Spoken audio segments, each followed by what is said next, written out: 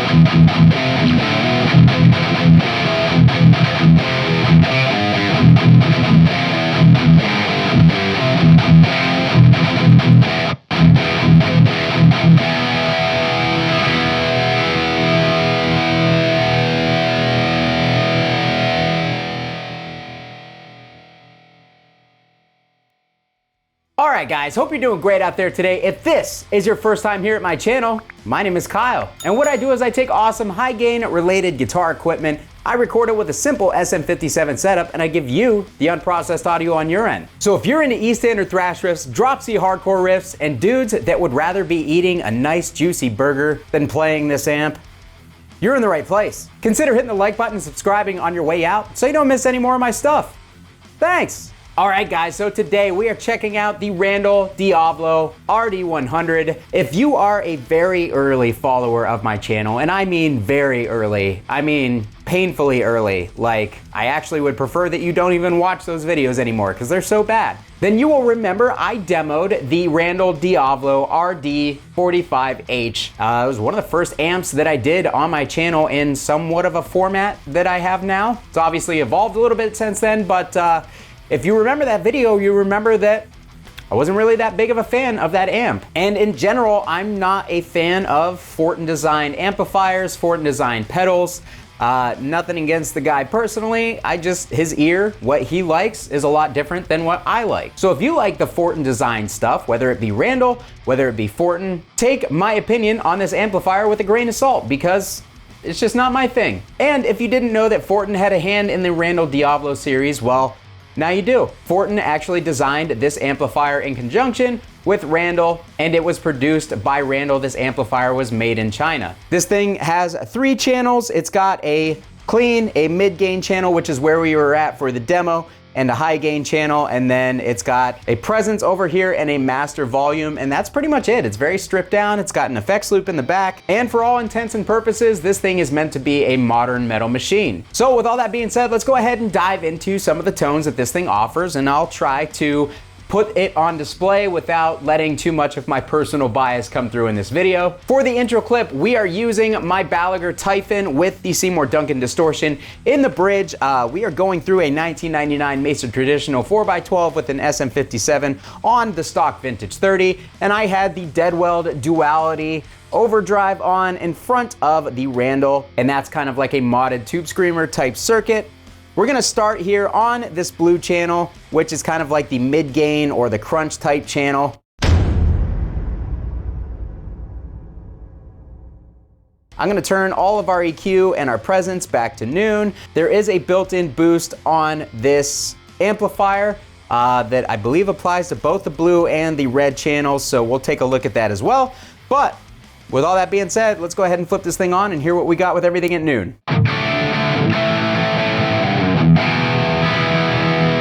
Right off the bat, you will hear this thing has a very modern voicing, especially in the mid frequencies. It's got that quacky mid voicing thing going on. Now I've also noticed that I need to have that presence turned way up in order to get that blanket off the speakers thing going.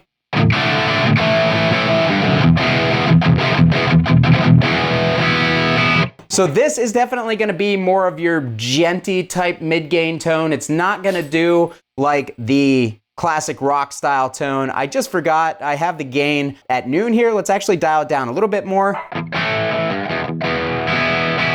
The channel thins out quite a bit with it that low. Let's get it up around 10 o'clock.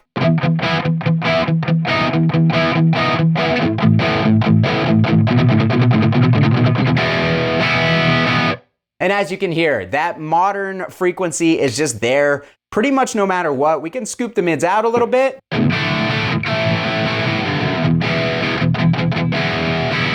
And it's that same clanky frequency that you're gonna find in something like the FORTIN 33 or the FORTIN grind pedals. It's just kind of part of the FORTIN voicing. I've noticed overall that a lot of his stuff, a lot of his designs have that very similar thing going on in the midsection. I like the sizzle. A lot of the FORTIN stuff takes the sizzle out of it, so there's not that kind of same top end sizzliness that you're used to.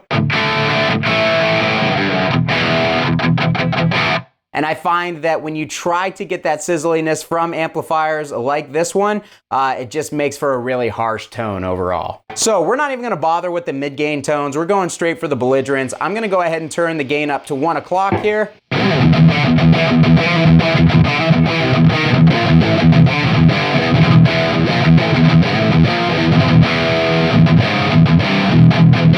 It is nice and tight and punchy. It does react well under the right hand. I will definitely give the amp that. I really do like the right hand percussiveness that you can get out of this thing. But overall, the aggressive frequencies and the mids and the highs that I personally like are not there. Let's get a little bit more low end on this though.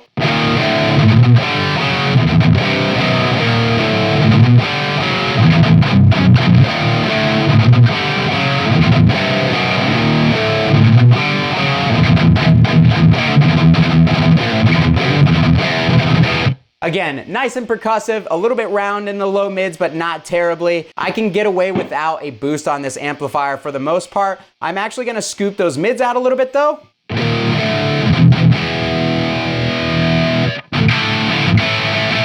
Ugh, I just do not like where that treble is placed for my own personal taste.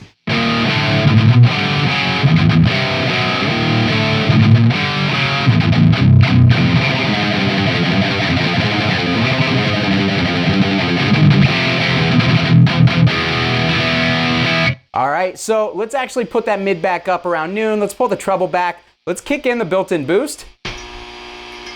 And yeah, it definitely works on this channel because you can hear how much noise gets added as soon as you kick it in.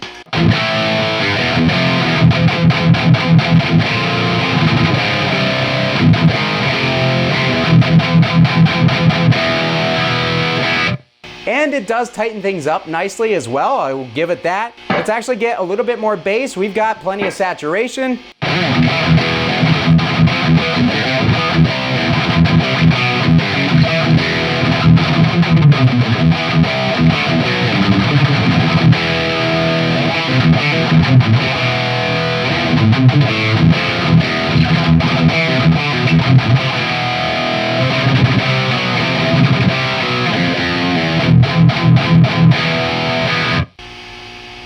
I do like the percussiveness of the low end on this channel. I actually think that that is one really good thing it has going for it.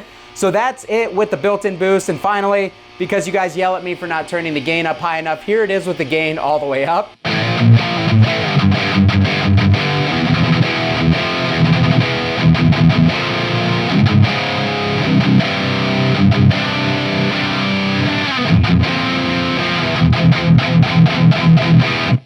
It still stays fairly clear with the gain all the way up, but let's turn off that built-in boost. Let's pull the gain back. Let's kick in something like the SD1, which is gonna add a lot of upper mid aggression.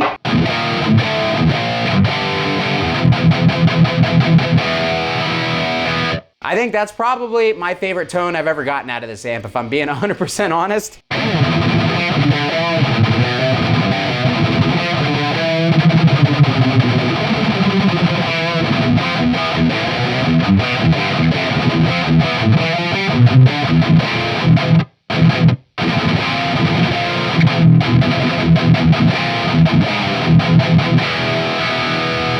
All right, so let's actually turn that gain up a little bit and let's do a drop C riff.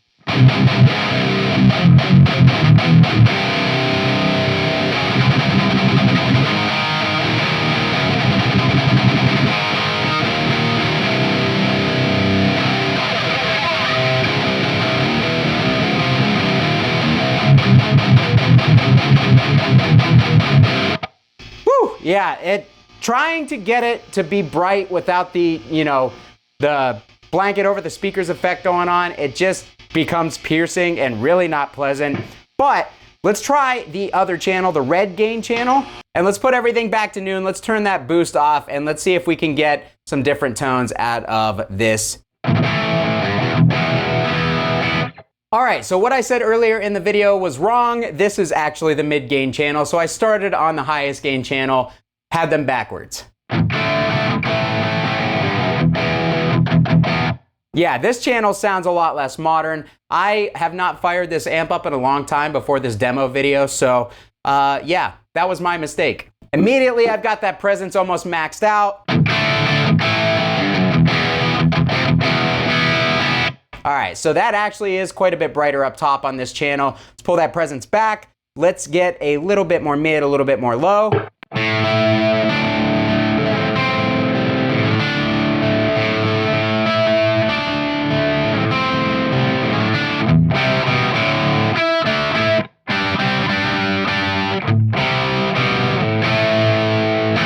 Better. Still has a little bit of that upper mid quackiness, but definitely not nearly as bad as the blue channel. Let's go ahead and let's bump that gain right up. Let's get it up to 3 o'clock.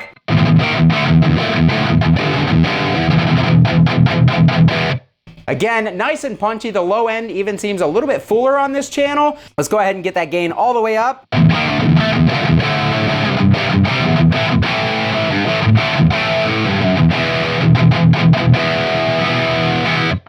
Not bad, but let's kick in that built-in boost and see if we can get enough gain out of this channel for some fully saturated tones.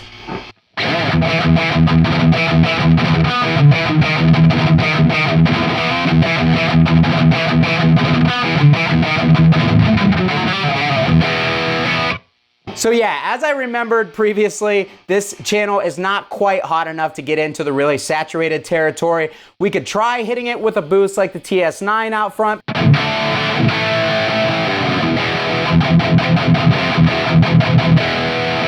If you wanted a slightly more vintage style thrash tone, we could bump up that bass, pull those mids back, and it would be enough gain for that.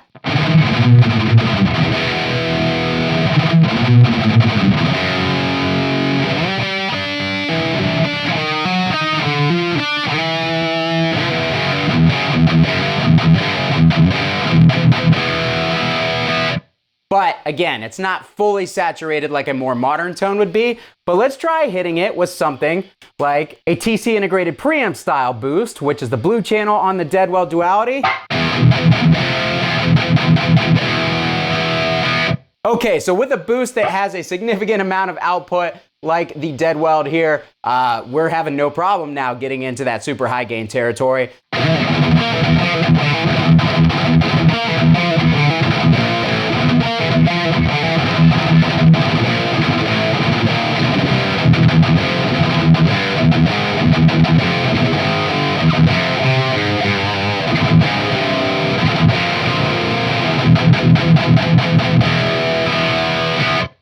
All right, so it's there, but again, the upper mid frequencies to me are just, they're just annoying. It's not aggressive, it's just grating on the ears.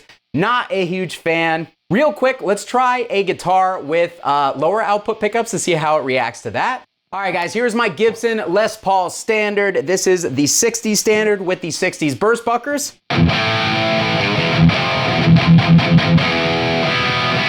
All right, so immediately I like that better for my personal taste just because the more vintage voicing of the pickup is kind of counteracting some of the modernness of the amp.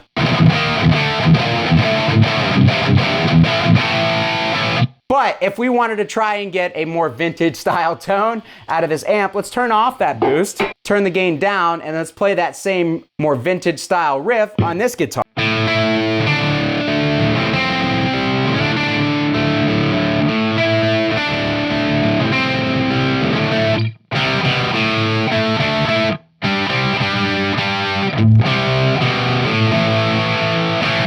Honestly, not terrible for that type of thing. Finally, let's go over to that higher gain channel one more time. All right, and let's get that gain all the way up because these pickups are very low output.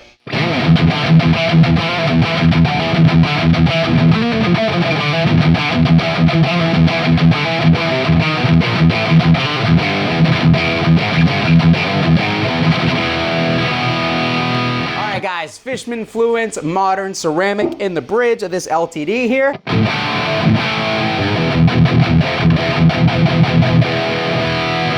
That's not bad at all. That's actually pretty good. Let's try that Ibanez TS9. That's a little bit more mellow.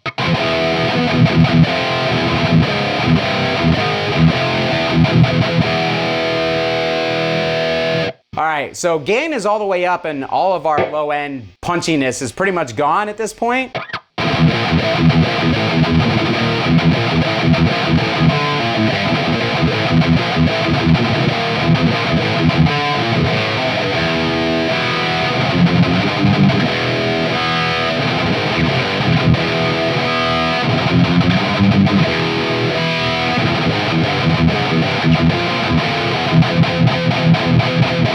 Overall, I think that's my favorite tone that I've dialed in on this amp so far. Let's go back over to that lower gain channel though.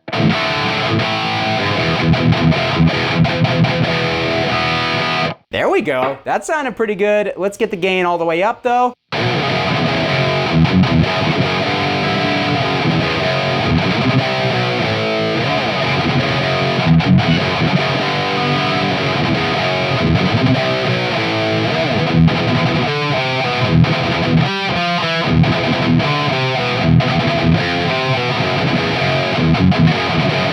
That's the best I think it sounded so far from my own personal taste. Let's hit a drop C hardcore riff again though.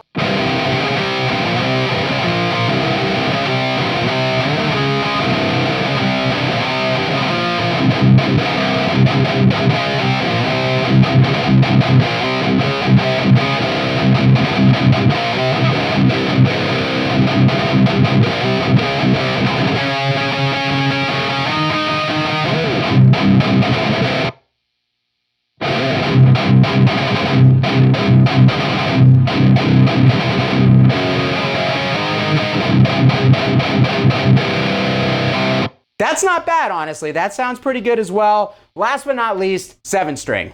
I'm not gonna lie to you guys. I just had to search my house to find this guitar because I couldn't remember what I did with it and I have too many guitars. So yeah, anyway, 7-string.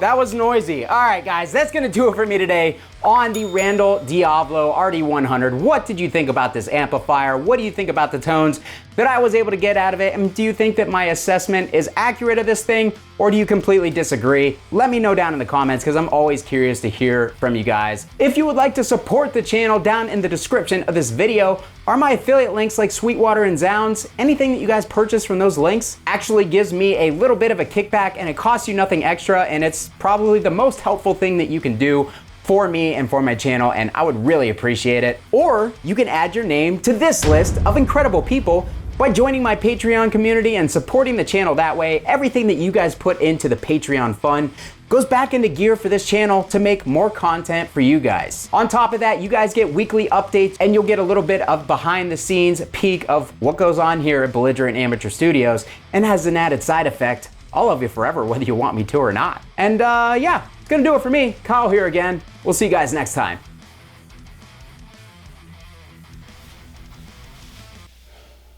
You know what this wall is missing? Another amp.